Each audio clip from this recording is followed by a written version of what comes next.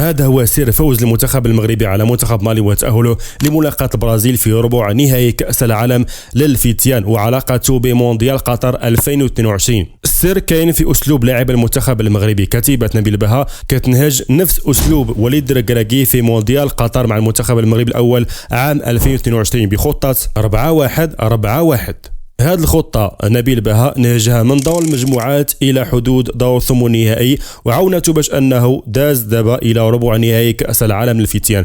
السر الثاني هو إتقان العرضيات والضربات الرأسية. إذا لاحظتوا في مباراة المغرب ضد مالي المنتخب المغربي سجل هدفين من ضربتين رأسيتين. الهدف الأول من نبيل بها بارتقاء رائع أمام اللاعبين الماليين طوال القامة، والهدف الثاني من إسماعيل العود بنفس الطريقة تقريبا، والهدف الثالث كان تسديدة صاروخية من اللاعب إسماعيل العود نجم اللقاء. بالإضافة للعنصر الثالث اللي هو الصلابة الدفاعية وتألق الحارس المغربي، علما أن المنتخب المغربي في الشوط الأول كان قادر أنه ينهي الشوط الأول برباعية وليس فقط بهدف لهدف، ولكن عموما المهم تحقق وهو أن المنتخب المغربي حقق الفوز والتأهل بنتيجة 3 أهداف لهدفين وتأهل لملاقاة منتخب البرازيل في ربع نهائي كأس العالم للفتيان. منتخب البرازيل ليس بالمنتخب الشرس أو القوي أو المخيف لأنه تأهل إلى الربع بعد تفوق على فرنسا بضربات الترجيح بعد انتهاء المباراة بهدف لهدف، ومنتخب اللي أصلا